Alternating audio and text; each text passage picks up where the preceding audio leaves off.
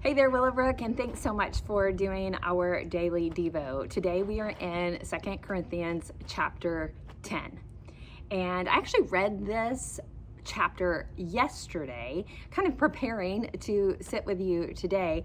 And can I tell you that God has not let up in the very best way as He has ministered to me since yesterday with this chapter. And I believe, because I serve a really kind God, that I was assigned this chapter because God knew that this is what I needed. So we're in 2 Corinthians chapter 10. I'd love for you to look at verse 3 with me, and we'll read verses 3 through 5. It says, "For although we live in the flesh, we do not wage war according to the flesh.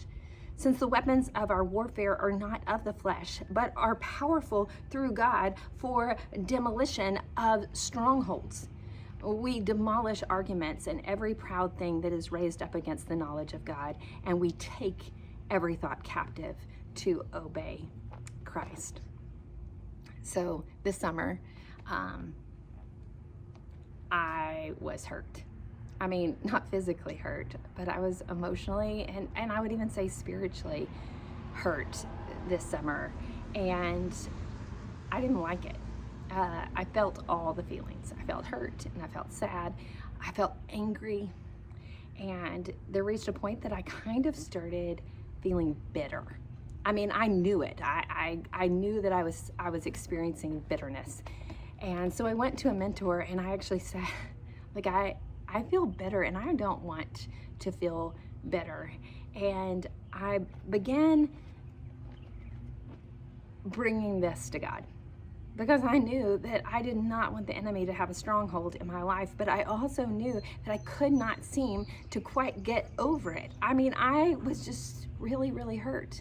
And I wasn't wrong to be hurt because I was wronged. But I also did not want the enemy to turn that hurt into something that didn't honor God. But I was headed that way, and I knew it. And so God, again, in His kindness, and as I've been with Him in His Word, talking to Him throughout the day for the last couple of months, God has been doing a work in me. And I believe that He's continuing to do that work by just assigning me this chapter, because I was even reminded that when we're struggling, listen, our struggle is not just a flesh struggle. It's a struggle that the enemy knows. He tailor makes his attacks, and he knows what our vulnerabilities are. And then he works in our minds. And he stirs up things in us that God actually knows that are there. Some of those things are things that He wants to correct and refine and sanctify in us. And He redeems what the enemy's doing. But the enemy will continue to win when we do not take captive the thoughts that are in our minds.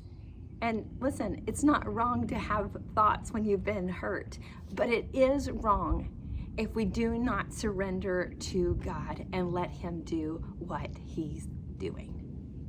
Listen, I'm not the only one that struggles. I'm not the only one that's been hurt. I'm not the only one that's been angry. I'm not the only one that has questions. But I do not want the enemy to win.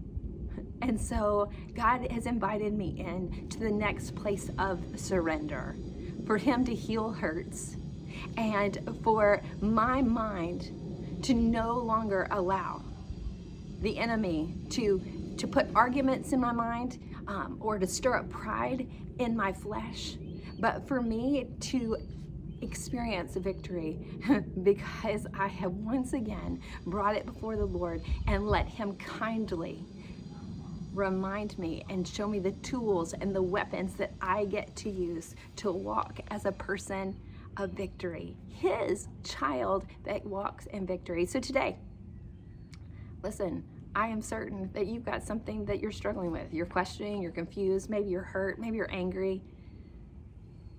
Would you allow God to bring to mind, to help you acknowledge the thoughts that you need to take captive, and then remind yourself, hey, this struggle is not a flesh struggle.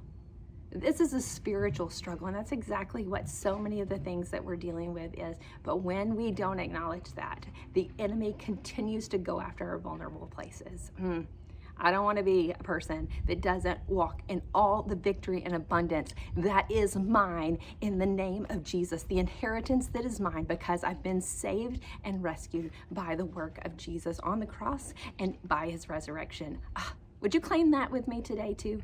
I love you, Willowbrook, and I hope that you'll have a happy Wednesday.